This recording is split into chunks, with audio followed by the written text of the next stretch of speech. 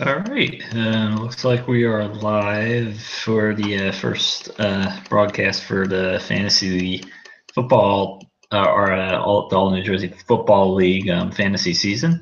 It is September 3rd. We're 5 days? I think 4 days or 4 days, 4 days from the start of the NFL season this upcoming Thursday. And this is going to be the annual season preview broadcast where I will tell everybody what I think of everybody's teams made predictions for the upcoming season. Of course, these kind of became a joke last year because last year I got 5 of the 6 playoff teams wrong, and the league champion was a team I predicted to go 3-10. But I think last year was an outlier in that a lot of weird things took place, and that's not going to happen again. I'm just throwing that out there. That will not happen again. Things are going to be much. I think things will be a lot more normal, I guess would say. There are a lot of places missed out on their projections from last year, and I don't see that happening again a second year in a row. So the way this is going to work, we're going to go 12-1 in terms of where I think teams are going to finish in the standings, and then I'll wrap up with, way too early playoff predictions based on my seedings and all that sort of thing. We're going to start with the team I think is going to be the worst this season. This probably won't be a surprise to too many people because this team was in a bad spot entering the draft, and that is Team Wojciechowski. So looking at this team, as he said, the keepers weren't very promising to begin with DeAndre Hopkins and Golden Tate. And the sad thing about this team is that wide receiver is probably one of the better parts of this team, and it's not saying a hell of a lot. Woj had his work cut out for him. There was no way, even with a great draft, which I think he was okay in the draft, not great, not bad, just okay. Even with a great draft, I don't know if this year he'd be able to dig himself out of the hole that he was in. There's not a whole lot to like in terms of 2017 value. There's just simply not a lot here. First of all, quarterback looks not good. He only took one quarterback. He waited until the end of the draft to take Tyrod Taylor, and I think that was a major mistake because I had Taylor barely as a backup. He's not going to throw for a lot of yards. He does run a little bit, but there's a low upside to Taylor coming into the season. And to top it all off, right now he's hurt and may not play the first week. Not sure what's going to happen with that. But if he doesn't play, then Woj is going to be scraping the bottom of the barrel trying to find a quarterback for the first week of the season. I like one thing he did in that he went after some younger players on both running back and wide receiver. That was kind of appeared to be his whole strategy, was just trying to get as many young upside players as he could. Leonard Fournette was the obvious pick in the first round. That was something Woj needed to do, was get a young, stud running back. Corey Coleman, that's a decent pick. He could emerge as a starting wideout for Woj. Samaje Perine, I think it's Samaje. I like that as a pick later down the road this season. He's probably not going to do a hell of a lot at the start of the year. I think Taylor Gabriel's a bit of an upside pick, but there's not a lot of certainty to it. There's a lot of head-scratching picks late as well. Devontae Booker, I don't like whatsoever. He's not very good. He did not do a very good job in Denver last year, and I don't think apparently he's also hurt right now. But I can't see him doing a hell of a lot this year. And Joe Williams is out for the year now. San Francisco put him on IR. He did not have a good preseason as a rookie. Seth DeValve, I don't know where that pick came from, but there's no indication that DeValve is going to be worth anything over in Cleveland at tight end. I have Woj going 2-11 this year. I hate to put teams every year. I end up putting one team at 2-11, and this is the team this year. It just seems like if Woj is going to do anything, get to the playoffs, he needs a lot of things to go right. He's got to find a quarterback, in my opinion. He would need Fournette to have a breakout season, which could happen. He would need, Paul Perkins to have a career year. Could happen. He needs Hopkins to bounce back to wide receiver 1 numbers. Could happen, but we don't know. He needs Golden Tate to kind of produce like he did. If Hopkins bounces back, Tate's a good wide receiver too. He needs Tate to produce like he has the last couple of years. Could happen. There's a lot of ifs with this team. He does have a good tight end. Tight end's probably the only big real strength on this team with Greg Olsen. But there's a lot needs to go right for Woj to make the playoffs. I don't see it happening, and I think if basically everybody holds to projections, which is what my predictions are based on, if players hold to projections, I think Woj is only going to win a couple games, which may not be the worst thing in the world for the franchise long term. Maybe Fournette becomes a franchise player and Woj ends up in a much better position entering the 2018 draft. But this year, things aren't looking good for this team. It's just not happening. So we're going to move on to the 11th place team. It's also a team from the South. And I'm going with team. I'm predicting a big fall from grace from Joe's team Viper this season. This is a team that really kind of came out of nowhere and stunned everyone last year. Had a heck of a season, 11-2, went all the way to Super Bowl 9, lost in a little bit of an upset to James. I don't like what Joe did, strategy-wise. I did think Viper, was kind of a little bit of trouble entering this season because of how weak the keepers were. And I'm not trying to echo what I said last year of Jordy Nelson and DeMarco Murray being weak keepers, because those two, they exceeded expectations, obviously. The chances of Nelson repeating 297 points and the second highest scoring wide receiver, and DeMarco Murray repeating 282 points and the fifth highest scoring running back are highly unlikely. I don't like when teams, they have a successful year, and I'm guilty. I did this 5 or 6 years ago, I remember, and it killed me.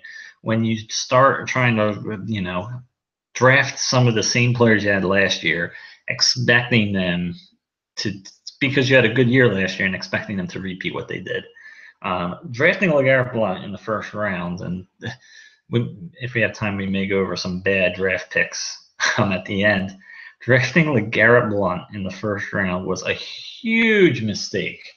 Joe was fortunate enough to rectify it with the fact that Lamar Miller, I believe, fell to him in round 2, and he was able to, when he probably should have taken Miller the first time around. But LeGarrette Blount, he did not have a good preseason with the Eagles. It's apparent, and this is kind of a common refrain that you hear from everybody about Blount now, is that, if he's not in New England with Belichick, that he doesn't play well. Teams don't know how to use him properly. He doesn't have a whole lot of pass catching ability, which we're going to get to with Joe's team in a second. It was just a bad pick, and that kind of set the tone for Joe's team. The team looks, he's always good at defense. He has the Broncos defense. Joe's one of those teams that focuses on that. I don't have a problem with it. Running back, there's depth. I will say that much. The problem I have with Joe's running back is that it's like the anti-PPR running back core, and I kind of made a comment about this at the draft. DeMarco Murray can catch passes, but you got LeGarrette Blount, who's basically a boulder. You got Eddie Lacy, he's basically a boulder. You got Jeremy Hill, he's basically a boulder. Latavius Murray didn't catch a ton of passes in his career. You're talking about 4 running backs or so. Lamar Miller, you can even lump in there in Houston. A bunch of running backs that aren't going to catch a hell of a lot of passes this season. And it's going to limit your, Joe's sort of PPR upside. He was much deeper last year at wide receiver than he is now. Because he was so deep at wide receiver last year, it kind of offset the fact that Blount didn't catch any passes, or, he caught 5 passes the whole season. So because Joe's not quite as deep as wide receivers last year, I don't see him, coming back and doing what his team doing what they did. Other factors in that, quarterback Marcus Mariota is not Drew Brees, and he's not going to be Drew Brees. Even if you think this is Mariota's season, he's going to break out and be a top 10 guy. He's still not going to be Drew Brees. So it's definitely a downgrade from last year for Viper in that department. I don't like Jimmy Graham repeating what he did last year. He had 103, 83 points, 4 for tight ends. Not likely that he's going to get quite to that mark. I think that he's going to go downhill. And as I said, wide receiver, after Jordy Nelson, who is older and is probably going to decline this year, there's not a lot to like. I don't like Sammy Watkins whatsoever. Nobody has any clue what Watkins is going to do with his new team in LA. And there's behind him, his team's only carrying 5 wide receivers to start the year. He's got Adam Thielen, who I kind of like, but is going to be stretched at wide receiver 2 or 3. And then the only wide receivers on his bench are Devin Funchess and Laquan Treadwell. Laquan Treadwell scored 2 points. He caught 1 pass last year, I believe, or 2 passes, something like that. I mean, and to like with this team. This team had a depth problem last year, but got lucky with a lack of injuries. There's still a depth problem. Wide receivers not as good. Running backs can't catch passes. Quarterbacks not as good.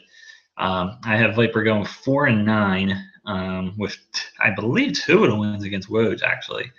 So it's not a good sign.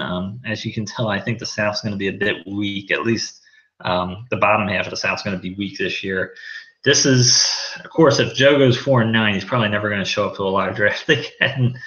But this team seems to either, they have their up years and then the year after they head downhill. So I think this is going to be a down year. This is probably going to be one of the biggest declines from, going to a championship team to 4 wins, but that we've ever seen in this league. But I think that's going to happen with these guys. Moving on, we're going to the team I think is going to be 10th overall, obviously missing the playoffs, and the first team in the Central we're going to touch on. And this, if you told me that I was going to have this team 10th and well out of the playoff picture in my predictions a few weeks ago, I wouldn't have believed it. It's playing a little hardball, Monique's team, and it's a shame because I think Monique was in a really good position entering the draft and entering the preseason with 2 stud running backs, at least 2 2016 stud running backs in Zeke Elliott and Melvin Gordon. Obviously, Zeke got suspended. That obviously didn't help. But this is also my predictions factoring in that Zeke is going to be suspended a full 6 games, which probably won't happen at this point. But even if Zeke is not suspended at all and plays every game, I think Mo misses the playoffs still. And I'll tell you why.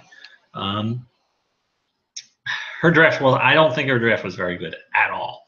I do think there's such a thing, and this was mentioned at the draft. It's one thing to have sleepers, that you guys that are undervalued that you want to get. So for sleepers to actually be sleepers, you need to get them in later rounds. Taking a sleeper in the round isn't really much of a sleeper. It's just kind of reaching for people. I think Mo did way too much reaching in the draft. And there's holes. There's definite holes here, especially again, depth. This is another team where depth is an issue. We'll just say, and I'm going to start a running back here. Say Zeke Elliott's suspended. It may happen. It may not happen. If he's suspended, and this was a part of the draft that we may touch on work draft picks, Mo had an easy opportunity to handcuff Elliott's backup. And Darren McFadden, who's clearly going to be the number 1 if Elliott misses games, for Alfred Morris. And no, I assume she's been watching the Dallas preseason games. I watched all the Dallas preseason games. Morris wasn't even working with the first team offense at all in the preseason. McFadden worked with the first team offense practically the entire preseason. What would possess her to to draft Morris over McFadden is a mystery to me. I just don't get it. Morris looked good when he ran. Then again, I felt McFadden looked good too, other than a fumble he had, I think, either in the Hall of Fame game or the Ram game. I don't, in the case of handcuffing Elliott, because of the way the Dallas offensive line is, and seemingly every running back runs well behind them, you go with the guy who's probably going to get the most playing time. It's not going to be Morris. It's just not. And it was a waste of a handcuff pick. It was stupid, really bad pick. And because of that, you look at, if Elliott does miss time, you have Melvin Gordon at running back, and then you have a bunch of guys who you don't have a whole lot else. She's going to have to play C.J. Procise if Elliott misses time. You don't know where you're going to get from him. He's not a reliable RB2, and behind him, you got Morris, and then Zach Zenner, who, I don't even know if he's number 2 in Detroit. He might be, but I mean, there's no indication he's going to get a ton of playing time behind Abdullah and pass catcher Theo Riddick. There's not a lot at the running back should have been a strength of this team, and there's not a lot there. Wide receiver, here's another a puzzler. Cooper Kupp, she drafted extremely early, probably about 4 or 5 rounds at least before he should have gone. I actually liked Cooper. He seems to actually have a rapport with Jared Goff, which is interesting. But she just drafted him above. She took a gamble drafting him when she could have had more reliable flex type of wide receivers. I didn't like that pick. I don't like the Torrey Smith pick. I don't know where she pulled that out of, but that was not a good pick. And I really don't like Marquise Goodwin, because Goodwin, he's a deep threat, but he seems to be one of those guys, at least to me, where it's just like he runs straight down the field every pattern, and every once in a blue moon he'll hit on an 80-yard touchdown reception, and that's about it. I mean, you can't win games consistently with a guy like that. T.Y. Hilton is fine as a wide receiver 1. I like Tyreek Hill as a wide receiver 2. I kind of like Devontae Parker as a wide receiver 3. But, there's a lot of uncertainties at wide receiver, and it's going to be tough. There's a lot. I mean, there's a lot of puzzling things. I hate to highlight kickers because it's a little silly, but why would you take Phil Dawson as your kicker in Arizona on an offense that's more or less declining? And a team, I understand last year they're probably going to have more kicking points than last year because Chandler Canton-Zaro couldn't make a kick to save his life. But I don't like the kicker pick. There's a reason why Dawson's only owned in 4.5% of leagues. I think the Buccaneers defense is a intriguing but risky pick. I still don't like Jameis Winston. I said that last year, and he ended up starting about half the games for a bad bastard City team. I still don't think he's any better than a low wide receiver 1, high wide receiver, low QB1, high QB2. That's probably his ceiling this year. There's not a lot of – there's too many maybes with Mo's team, and not a lot of – I guess it is I'm a guy that's all about consistency, high floor type players. There's not a lot of high floor type players on this team. I have them going 4-9. I think they may – that probably is the low end. They probably – especially with Zeke playing every game, I think they'll get a couple more wins, maybe be 6-7. And that, you get the 6-7, that puts you probably more or less in the playoff race till the end. It's painful for me to do this because I felt like heading into this preseason, this team enters this season the longest since Justine made the playoffs last year. This team now has the longest active playoff drought in the league, missing the playoffs the last 4 seasons in a row. And I thought this team was on the cusp of breaking that streak, but I don't think so. I have them going 4-9.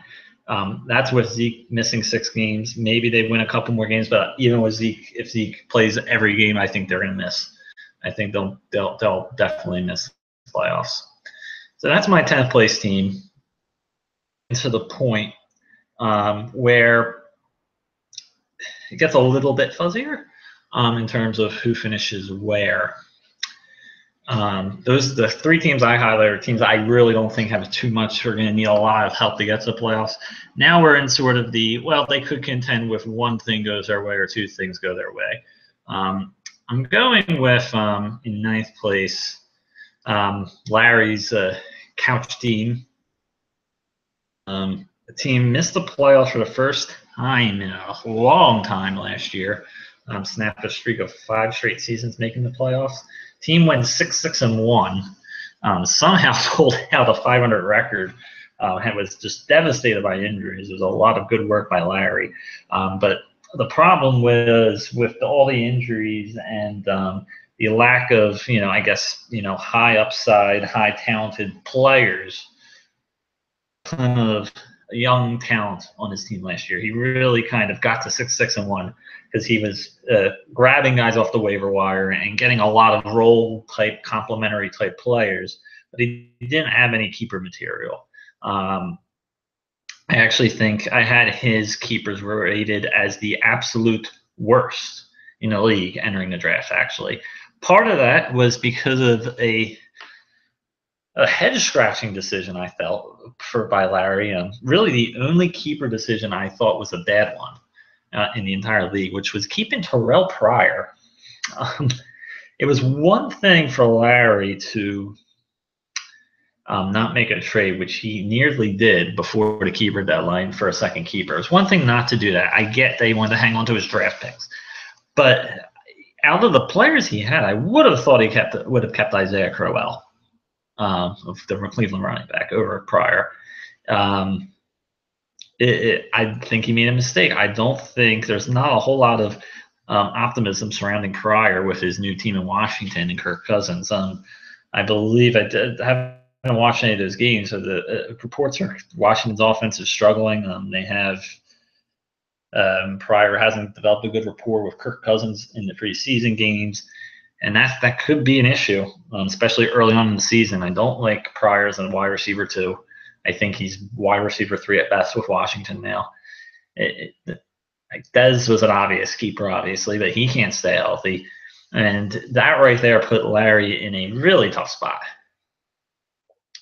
I do like Doug Baldwin. I do think Baldwin's a good pick. Good pick, 5th overall.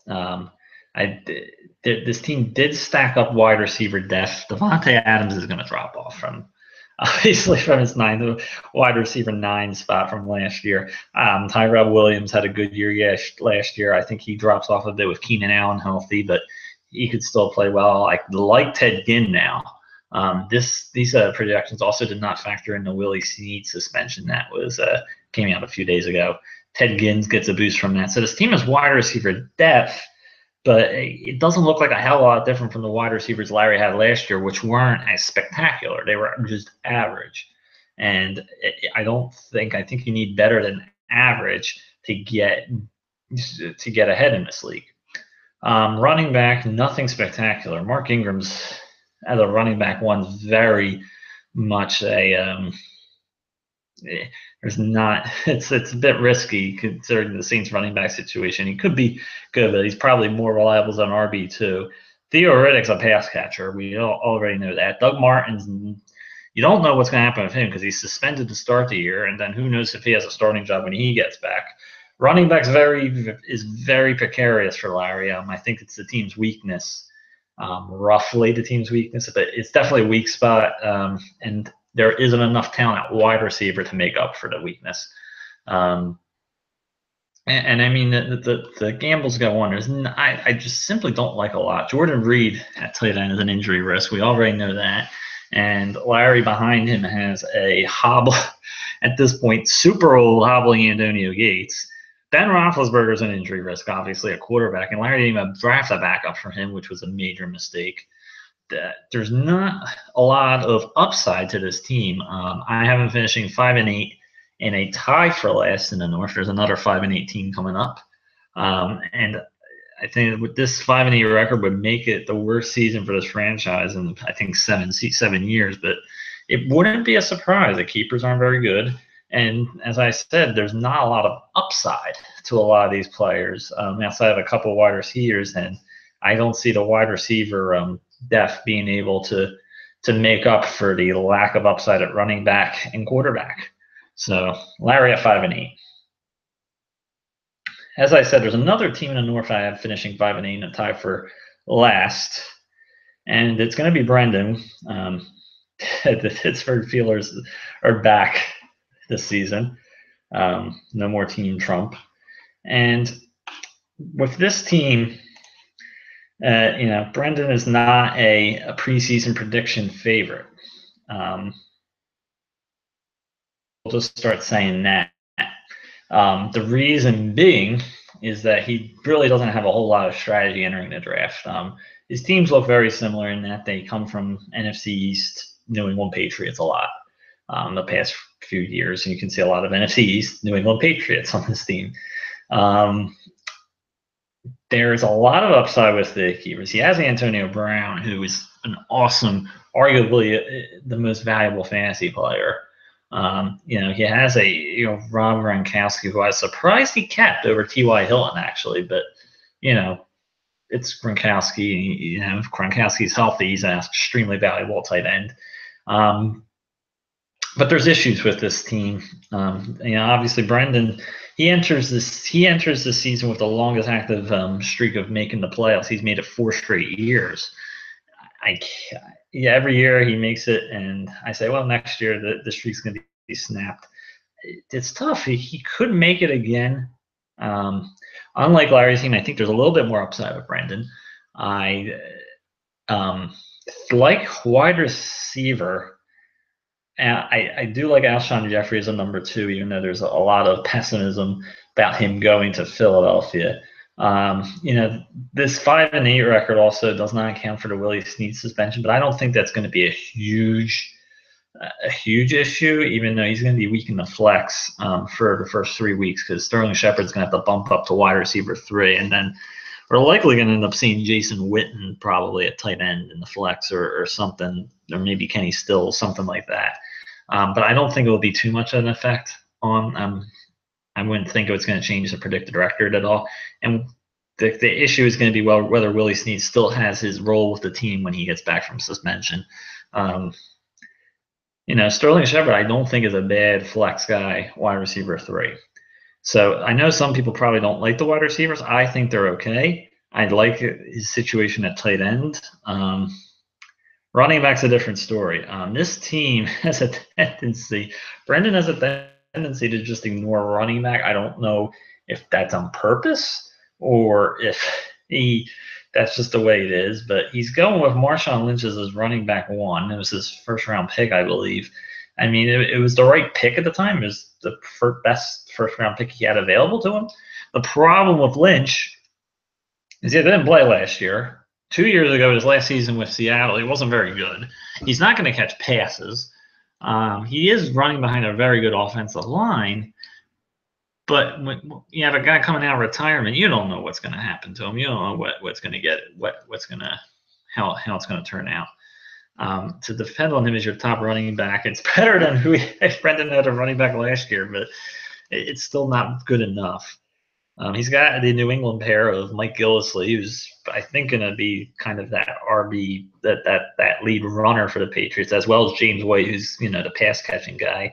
It's not a bad combination at running back, but you have the issue of when you have both of those guys, you don't want to play both of them, and you're going to be playing a guessing game of who do I play, who don't I play, so on and so forth. Do you really want to go through that? I don't know. Brendan's, this is a team that's, predicated around, sort of built around a new pass-happy philosophy of fantasy where a lot of teams now are willing to be weak at running back in order to get forward at the pass-catching positions as well as the quarterback position where Brendan is, I think, in good shape with Kirk Cousins and Dak Prescott. For wide receiver, especially with the Willie Snead suspension and sort of the lack of depth behind his wide receivers, I don't think it will quite make up again for the running back weakness this team has. I don't like this team's going with the Giants defense again. I think they're going to regress. And I think there's more upside, which is why I kind of have Brendan a little bit higher than Larry at 5-8, because I think there is more upside and potential with this team. I think this team's got a better shot at the playoffs. But I don't think this team's quite good enough the way they're structured right now to get too deep. 5-8 is my record for Brendan. Again, that'll probably change. He's shown an aptitude for picking guys, or just good luck at picking guys off the waiver wire. We'll see what happens. The final non-playoff team I have, finishing 5-8, is going to be the defending champs, the Fighting Pollock and James's team. I'm sure he won't be happy about this, but again, I'm having another championship from last year falling short this season. James's team, there was a lot of luck involved in that playoff run. Him winning the championship last year was a result of his team just getting red hot in December. We've seen it before where a team ranked seeded 3 or 6 red hot in the weeks 14 through 16 and gets in the playoffs and gets on a run. James was the third person. James's team is the third in league history last year, and the first since 2011 to get from the wild card round to play all 3 weeks, to not have a first round bye and win the championship 3 weeks with 3 straight wins. This team is not. I actually think this team's better than it was last year, but I don't think this team was that great last year. I think there was a lot of luck involved. I do like the wide receivers entering the season. Brandon Cooks, I'm not as high on him as James is. James is very high on Brandon Cooks in talking to him, and don't get it. I don't think he's going to be very good in New England, at least his first year. This isn't Randy Moss in 2007. This is not the same situation. And I think with Julian Edelman gone for the year with New England, you're going to have the issue of teams putting more of a focus on Brandon Cooks. And I think, honestly, if you want a Patriots pass catcher, I'd go with Rob Gronkowski over Cooks any day. Cooks is still decent wide out. I just don't think this team has a standout wide receiver 1, but they have a lot of wide receiver 2, 3 type guys with Cooks, Keenan Allen, and Tubby, Kelvin Benjamin. Behind them, Pierre Garçon's fine as a flex. It's not spectacular, but he's fine. I think Macklin's a good backup. Wide receiver's fine. It's fine. Running back is an issue. He's putting a lot of pressure on Christian McCaffrey entering the season. There's a lot of optimism surrounding Christian McCaffrey. People really like his pass catching ability, it seems like. He's been dynamic in the preseason. He's going to end up being in my opinion, the bell cow in Carolina, taking over that role from Jonathan Stewart. I was cautiously optimistic about him entering the draft. I don't blame James for taking McCaffrey around that first turn when he did. But when you put a rookie runner at running back 1, that's very risky. Running back 2 is one thing, but running back 1 as a rookie it's risky, and I don't know if McCaffrey is going to be ready to put up good enough numbers to fill that void. The issue I really have, it would be one thing if James had some good depth behind McCaffrey at running back, but he doesn't. Adrian Peterson, do we really know what he's going to do in New Orleans? I don't think he's going to do a hell of a lot. He's not a good fit for the offense. A guy has looked terrible the last couple of years. He just looks shot. This almost seems like the sad end to a very long and productive career. James is another old running back, Matt Forte, who, again, towards the end of last year, he just looked dead. Another old running back, and Danny Woodhead, who's been injury-prone lately. He's not like Peterson and Forte. He's a pass catcher. He hasn't taken quite as much of a beating, but guy's still coming off of injuries, and he's in his 30s. This is an old running back group, as you can see, after you get past McCaffrey. Gio Bernard coming off an injury. Probably going to be a good pass catching back, but not going to get a ton of carries. I don't even think Philadelphia is high on Wendell Smallwood from what I've been hearing. At the running back position looks to be a big problem, I think. Enough of a problem that I think combined with a lack of, anything behind McCaffrey at running back combined with a terrible tight end duo of O.J. Howard and Jared Cook is enough to keep this team out of the playoffs. And that's saying something because I like the wide receivers. And, of course, Aaron Rodgers is sort of a trump card at quarterback. But running back's a big problem. Tight end's a bit of a problem. James is going to fall short at 5 and 8. I also have the Central Division. I think is going to beat up on each other. I think a lot of those teams, all 4 of those teams, we still have to get to 2 of them, are really tightly packed. I think there are going to be a lot of close divisional games, and I don't think any one of those 4 teams truly stands out big time. I think they're going to beat up on each other. I think James is going to lose 3 or 4 games just in the Central alone, and if he plays 500 ball outside the division, that's not going to be good enough. He's going to end up losing 8 games. So that's my prediction. 5 and 8 for James. He's out of the playoffs. Now we're getting to the playoff teams, and this is where things get more interesting. For the number 6 seed, the last wild card team, I'm going with the rookie owner, first-year owner Michelle, and 2 girlies, 1 cup. This was a surprise for me because I liked the position she was in entering the draft, but I wasn't quite sure what kind of draft Michelle was going to have. Strong she would be or not strong. She is the owner who lost Julian Edelman in the preseason to the blown-out knee. She drafted him. That was obviously a downside. But this team has some strengths to it. This is much better than the Bastard City team that was this franchise last year. Much stronger team coming into the season. Running backs are an outstanding duo, in my opinion. Todd Gurley, Devontae Freeman. Maybe not outstanding, but a very strong duo.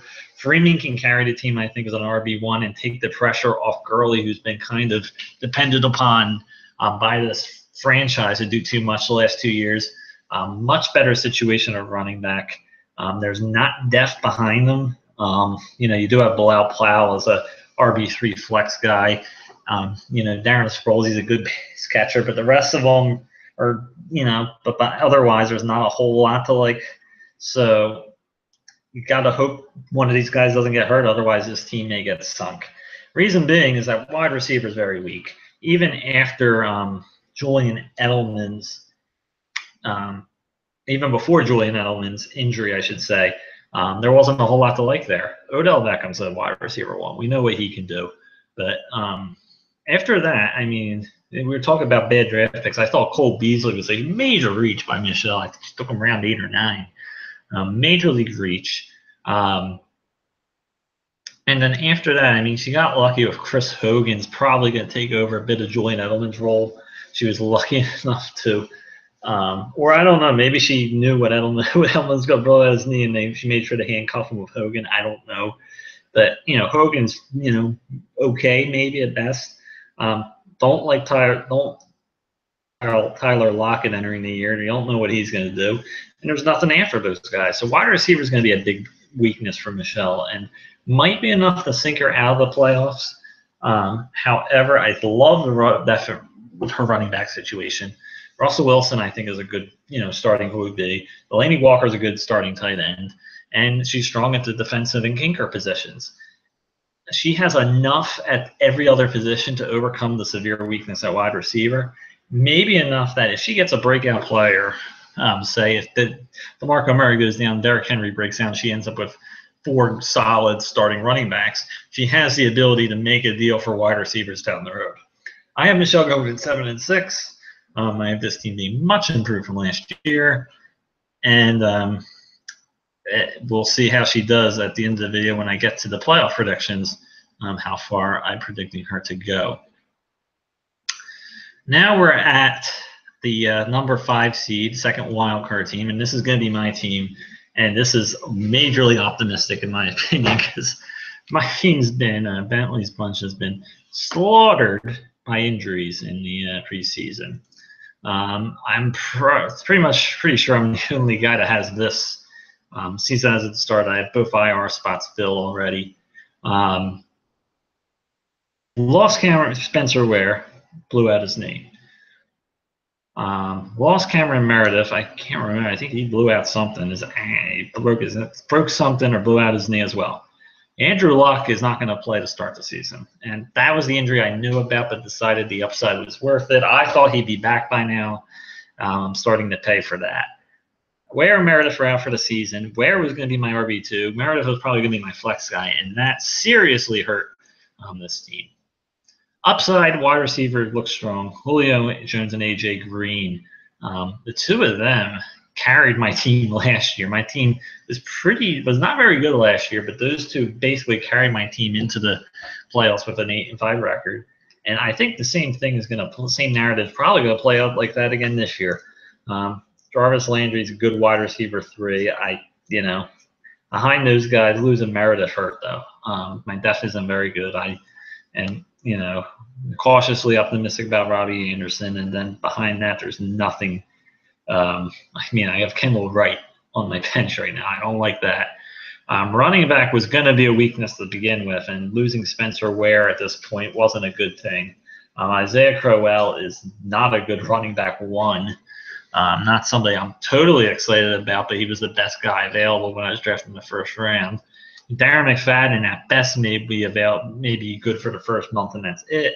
And then after that, all I have are running backs, Amir Abdullah essentially, and a couple rookies who probably aren't going to get playing time unless there's an injury. Running back's an issue. It's a big problem, probably a major league issue. Quarterback, I can handle the whole Luck being injured with Derek Carr behind him. I did that on purpose, drafting Carr shortly after Luck in the draft. I do have Travis Kelce. He's not spectacular, but he's almost a shoo-in for tight end 1 numbers.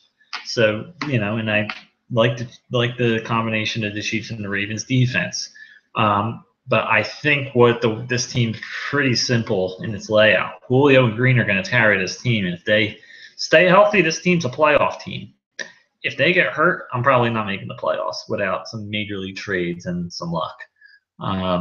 I'm going to go sort of on the higher spectrum and hope if Julio and Green stay healthy, I think this team goes 8-5 the way it's structured right now. I don't see my team dominating at all.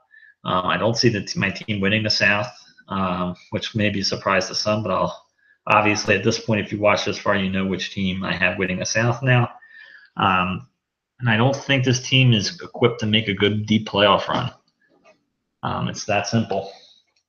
So, 8-5, 15 in the playoffs.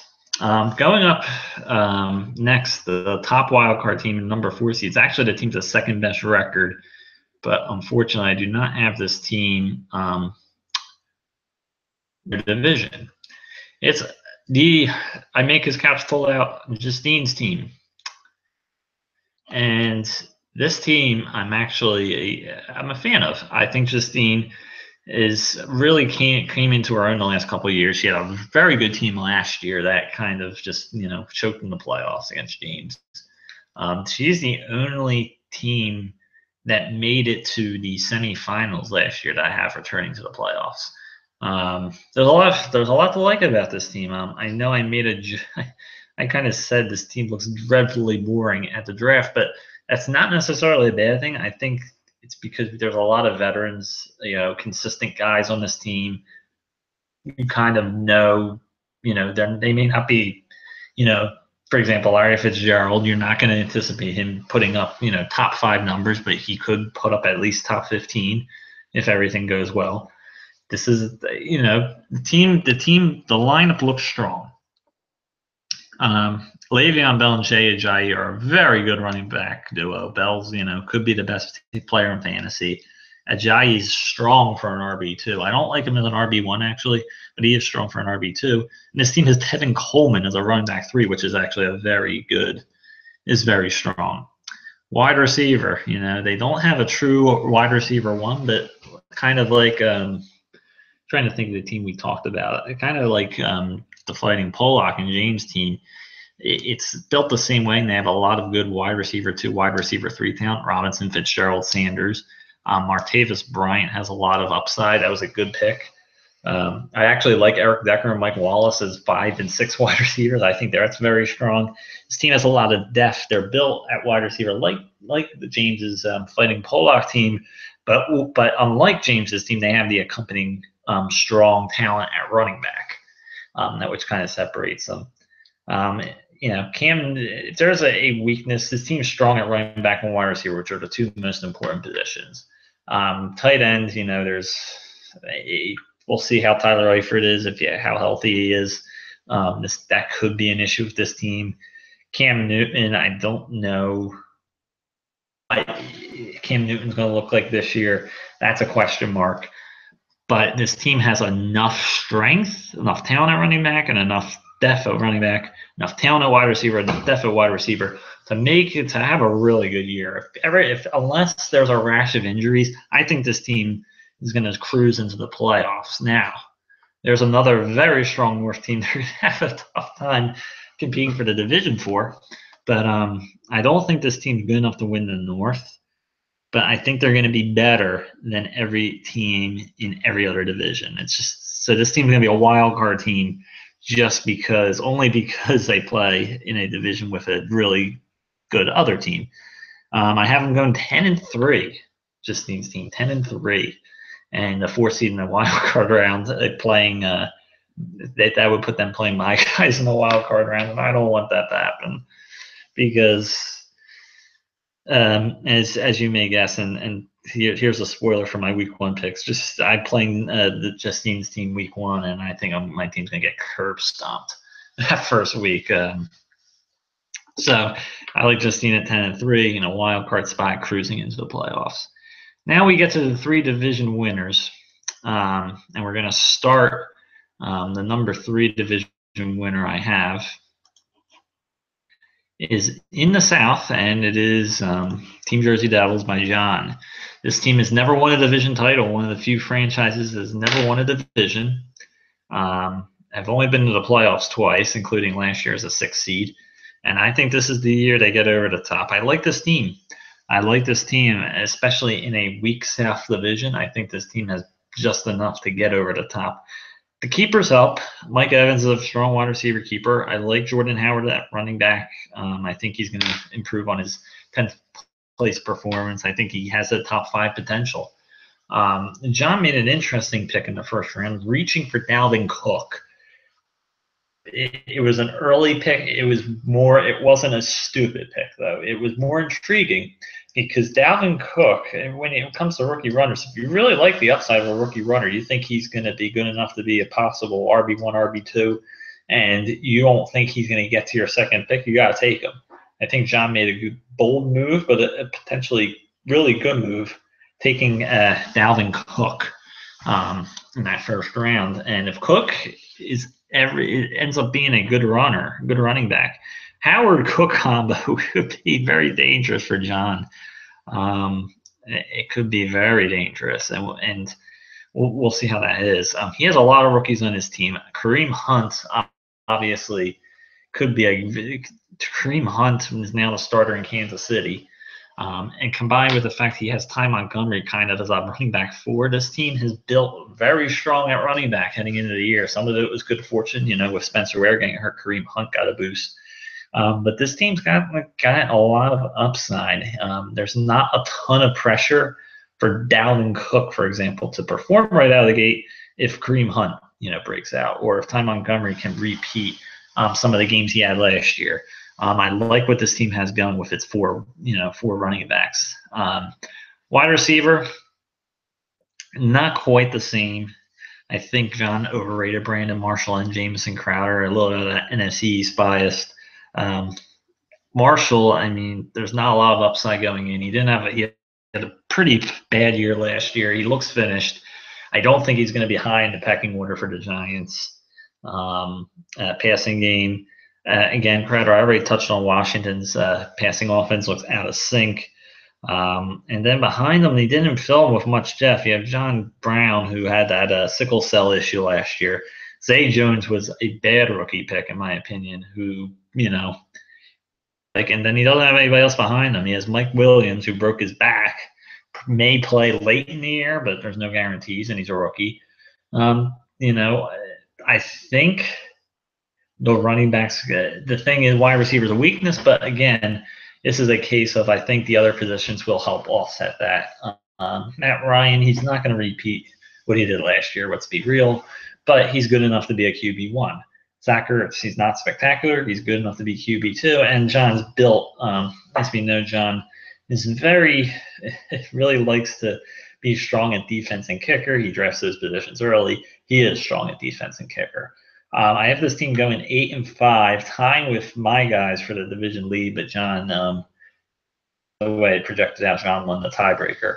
So he would be the 3 seed, 8-5 South Jersey division champion, and I think probably possibly better than that, even maybe a 9-win team, because this team does have a lot of good young players with talent and upside.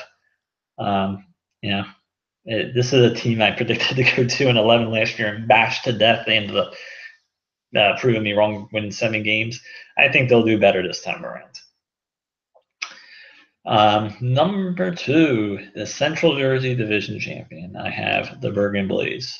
It's been a while since Rob has. It's been 3 years. Rob last won the Central the year he won the championship in 2014. Has a couple other division titles under his belt. He's going for number 4 this year. As I said, in the Central especially, nobody really sticks out to me. I think all the teams are sort of, have the potential. I think it's the most tightly knit division. I think it's the only division where all 4 teams have an actual shot to win the division.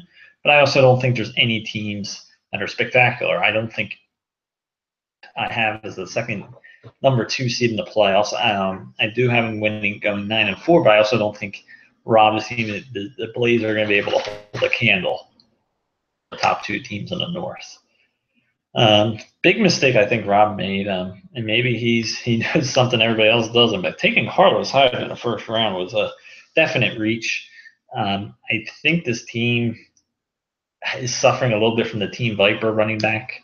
After LaShawn McCoy, who can obviously catch passes, Hyde's not a great pass catcher. Robert Kelly's like a boulder. Same with Jonathan Stewart. There's not a lot of PPR upside with this team's running backs, and not a lot of depth, in my opinion. Not a lot of excitement, I should say. I guess you could say they have depth with Kelly and Stewart behind Hyde, but there's not a lot of excitement. Terrence West kind of goes into that same category as well. Where this team, I think, will be successful is probably, honestly, at wide receiver, mostly with that starting 3. Michael Thomas, great keeper for Rob. I really thought he would. The rankings probably told you keep McCoy and Freeman, but I think he made the right decision keeping Michael Thomas over Devontae Freeman. I love Michael Crabtree. Dante Moncrief, if he stays healthy, I think he'll be a good wide receiver 3. We'll see about Corey Davis. There's not a ton of depth, but at the same time, I think Kevin White is going to have a greater impact with Cameron Meredith down now. And I actually, when I reran the rankings, originally I forgot to mention this with my team. My team was ranked a lot higher than 8-5 and dropped considerably. Rob's team was actually the one that benefited from the Ware and Meredith injuries, and mostly because of Kevin White got a big boost for my projections when Meredith went down. I think this team's going to be fine at wide receiver. I think they're going to running back. I think they're just above average. I think wide receiver are just above average, and quarterback, great position with Matthew Stafford and Drew Brees. Great combo. Potential to maybe trade one of those for some help at running back and wide receiver, which Rob probably may have to do later on. Jack Doyle's nearly okay at tight end. I think he'll be fine at tight end if Ebron and Doyle, if he plays the matchups properly. And this team, it just doesn't stick out to you. At the same time, you got to remember that half your games are division games. And I think for Rob's team, the way the matchups work out and the way the way the schedule works out with his games against James, Monique, and Michelle, he's going to win 9 games, even though his team may not stick out as quite as maybe not. I don't know if he's quite as good as John's team. He may not be, but I think the matchups are going to work out where he ends up 9-4. He gets a bye. He gets a number 2 seed. He's Central Jersey Division champion. We'll have to see if that's the way it plays out. But I do think this team has enough talent, even if it's not spectacular. Is going to be good enough and consistent enough to win, most weeks. This puts us into the final. If we go to the final team now, and we're going to go to Team Coco. I can't remember how many times I've lost count with how many times I've picked Glenn to finish as the #1 regular season team, win the North, blah, blah, blah, blah, blah. Glenn missed the playoffs for the first time since 2010 last year, and he had suffered the worst. He said his team had the most points against of any team in the league history. Quite the accomplishment. Quite a bunch of bad luck. And it's I think the one great thing about it for him is that he got to get the 4th pick of the draft this year. This team is extremely talented. I think they're built well at all the major positions. The only real weakness I think this team has is tight end. Hunter Henry, I think will be a decent starter as long as Antonio Gates doesn't steal a ton of catches from him. But I don't think Henry's got anything more than low tight end 1 upside. So tight end's probably I would say tight end is definitely this team's biggest weakness. But I like David Johnson. We already know about him. His season last year was ridiculous. If he repeats anything close to that, he's going to really help make up for the uncertainty in the running back 2 position. I call it uncertainty because there's a lot of good upside. We'll see what Joe Mixon can do. There's a lot of good reviews about him. Right now, Glenn's positioning to put Jacquizz Rodgers, who's going to start in place of the suspended Doug Martin the first few weeks. Good running back 2 option, at least from the get-go. Frank Gore, he's not spectacular, but he's dependable. I like Jamal Williams possibly to take over the role in Green Bay. And Glenn can take those risks because with David Johnson in the RB1 spot, I like what Glenn's got going at running back. He's managed to get Tom Brady in the 2nd round. Brady fell big time. I almost took him, and I never take quarterbacks early. I almost took him in the 2nd round. That was a steal for Glenn. Wide receiver, he doesn't really have a true wide receiver 1, but again, like some of the other teams we've talked about, kind of like what were some of the teams like James's team and Justine's team? He has enough, wide receiver 2 type talent to make up for it.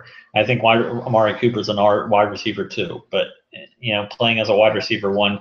He'll get some help from Demaryius Thomas and Stephon Diggs. He's got Randall Cobb and Sean Jackson as backups. Is Marvin Jones as a wide receiver 6. I mean, that's ridiculous depth.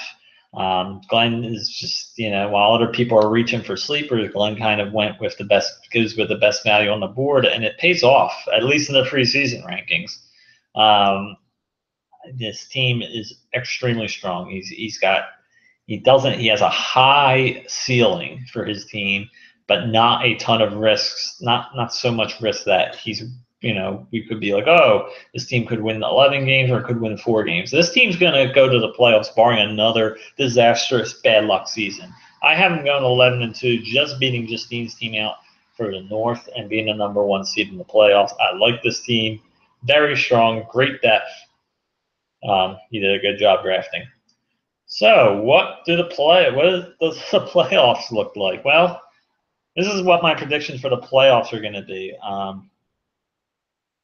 I have out of the wild card round, Justine's going to beat my team, the 4 seed, going against my team, the 5 seed. Then that's not. I mean, you got to remember we're predicting way games in December will play out if the rosters stay exactly as they are and if everybody's healthy, which is unreasonable. It's kind of just like pulling names out of a hat. But Justine's team would steamroll my team the way they're structured right now. I would have her winning a wild card game against me. The other wild card game would be John against Michelle. Very intriguing matchup. Jersey Devils against 2 girlies, 1 cup. But I have John winning that one.